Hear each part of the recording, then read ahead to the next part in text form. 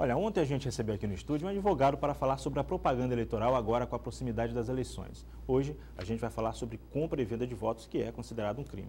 E para falar com a gente sobre isso, estamos recebendo mais uma vez o advogado Daniel Oliveira. Boa tarde, Daniel. Boa tarde a todos os telespectadores da TV Antares. E a gente está se aproximando, aí, como eu falei, agora, no próximo domingo, tem as eleições municipais de 2012 e, infelizmente, ainda é comum as pessoas trocarem votos por favores pessoais, políticos insistirem em que a pessoa vote nele por esse ou por aquele favor.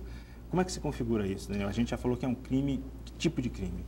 Na verdade, essa semana da eleição é uma semana decisiva, né, em que o eleitor ele faz e revigora as suas opções de voto, né? Primeiro vai se votar para vereador, depois vota-se para prefeito ou prefeita.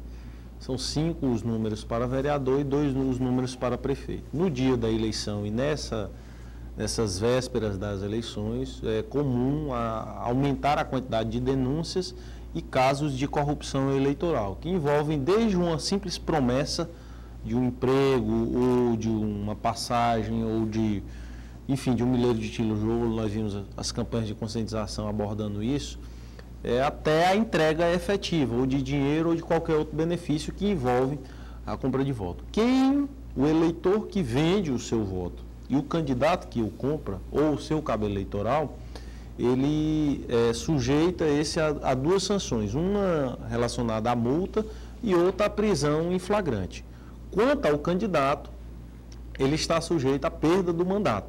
Basta que uma testemunha, um eleitor, diga que houve oferta ou compra do seu voto, que o candidato estará cassado.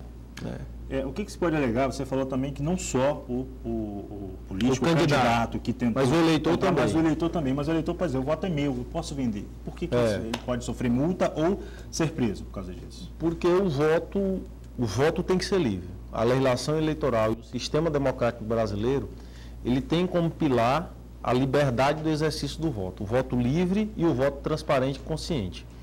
Então, esse voto livre e consciente tem que ser preservado de todas as formas. Por isso é que se proíbe até mesmo no dia da eleição a propaganda. O pedido de voto no dia da eleição é proibido, sob pena de caracterizar um crime chamado boca de urna. O crime de boca de urna é pedir voto no dia da eleição. Isso não pode pela legislação eleitoral. Quanto mais comprar esse voto. Por quê? Porque a eleição ela tem que acontecer livre e o eleitor tem que votar de forma tranquila, em quem ele acredita que é o melhor. Tivemos todo esse período da propaganda eleitoral, em que há essas abordagens, que os candidatos apresentam as suas propostas ao eleitor, de modo que agora o eleitor deve estar à vontade para, no dia da eleição, exercer a sua cidadania. Um sufrágio universal, todos tendo direito ao voto, facultativo para alguns, obrigatório para outros, de modo a assegurar a lisura das eleições. Você disse que basta que alguém veja, acompanhe, testemunhe essa ação de compra e de venda de votos para que no futuro isso possa ser utilizado. É o suficiente para garantir ou para provar que uma pessoa ou que um candidato comprou ou vendeu votos? Sim, uma das provas é essa prova testemunhal. Você pode também utilizar de vídeo, de gravações e de outros instrumentos de meios de prova ou documentos que comprovem a compra de votos. Isso é possível.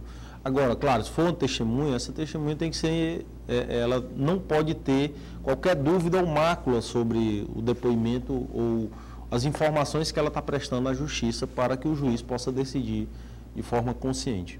Isso pode ser provado também, Daniel, após o período da eleição? Sem dúvida, sem dúvida. A eleição foi concluída, a eleição o candidato foi eleito ou não. E acabou, o tempo decorreu. Isso pode ser provado depois?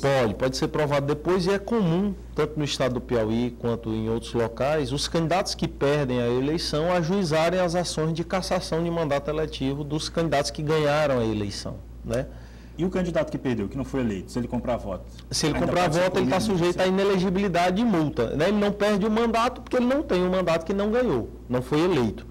Mas ele está sujeito à multa e está sujeito também à inelegibilidade de 8 anos pela lei da ficha limpa. Tá certo. Hoje a gente vê que é uma prática que tem acabado com o passar do tempo, com as campanhas de conscientização, com o maior índice educacional da população. Essa prática de compra e de venda de votos tem diminuído, mas a gente ainda vê muito isso acontecer, principalmente nas cidades do interior do estado. É verdade. Essa prática, a prática da compra de voto é denegatória e macula, de certa forma, as eleições no estado do Piauí e também em todo e qualquer município que isso acontece, de modo que a Justiça Eleitoral do estado do Piauí tem sido um exemplo de fiscalização e de rigor na apuração desses ilícitos, né? Então, em todos os casos que a Justiça Eleitoral observou esses ilícitos, ela julgou de forma a condenar e a cassar o mandato daqueles que foram eleitos. Então, hoje não dá mais para apostar na impunidade, né?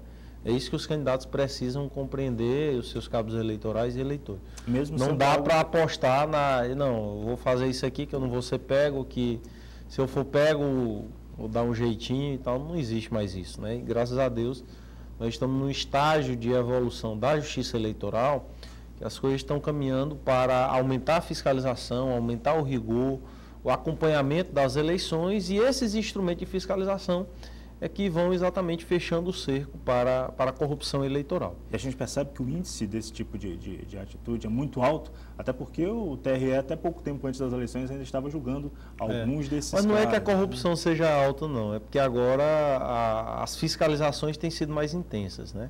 O Ministério Público está mais vigilante, a OAB está com a campanha de conscientização pelo voto limpo em parceria com o Ministério Público, né?